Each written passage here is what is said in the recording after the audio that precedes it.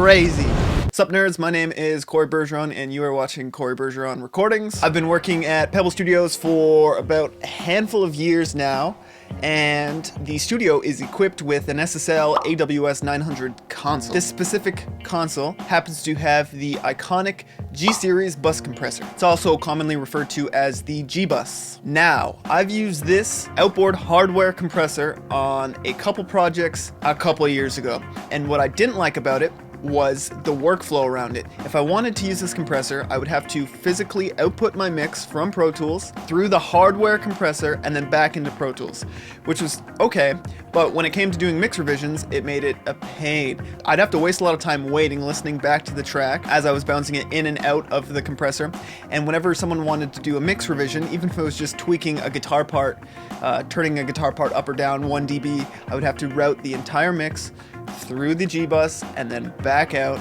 And in this day and age, having a workflow that slows you down like that can kill you. Speed is very, very important. And on top of all that, there are what seems like hundreds of emulations of it, meaning there are companies that have created digital software to emulate exactly what this does, and there's even SSL licensed ones. Now that I haven't used it in a couple years, I want to go back, give it a try, and I'm curious to see how it compares to the emulations, as I've never actually really compared them.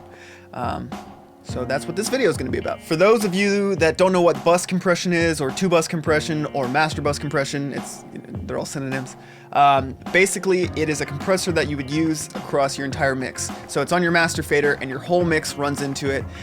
The purpose of it is to kind of glue the mix together. This specific compressor was used on a lot of records that influenced me when I was growing up, and it's still used on tons of records these days. It's pretty popular. It's really common and all that stuff. For me, it's a big part of what makes a record sound like a record. So today we're going to take a mix. We're going to run it through the G-Bus, real deal SSL compressor from the console. And we're also going to run it through 2 emulations that I've used on my work over the last couple of years. And the 2 emulations are the Waves SSL G-Comp and the UAD 4K bus compressor. I'll do my best to have the parameters be the exact same and to do the same amount of gain reduction, and then we will compare and we'll see.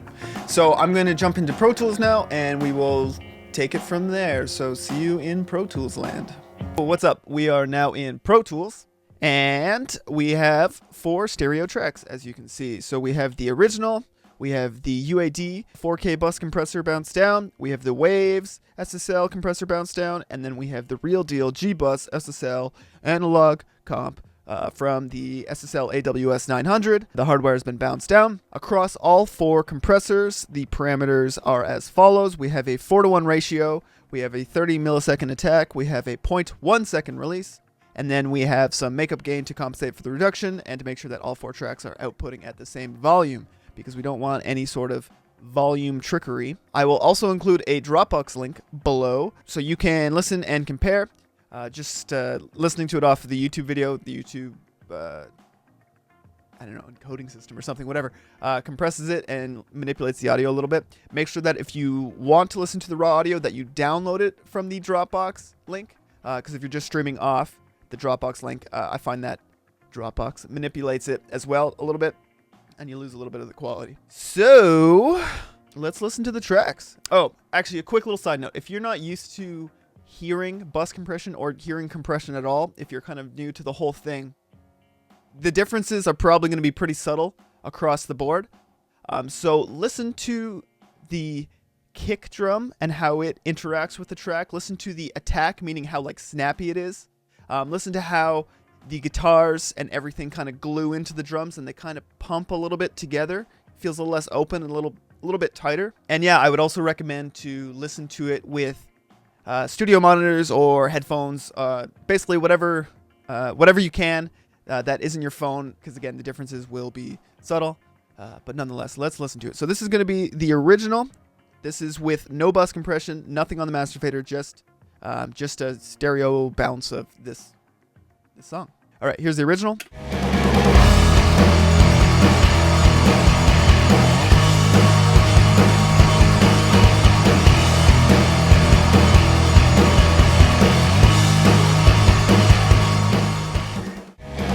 Boom. There you go. That is the original.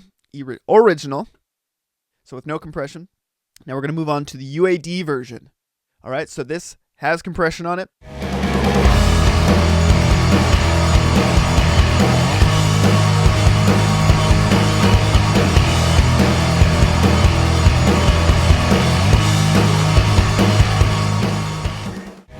I like that. Waves. This is the waves.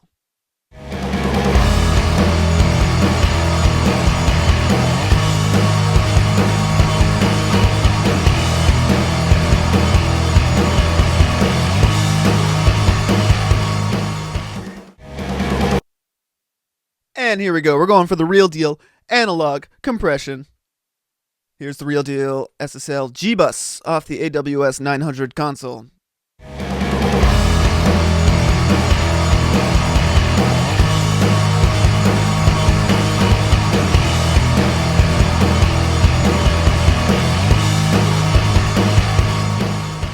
Crazy. This is my first time listening to them in succession.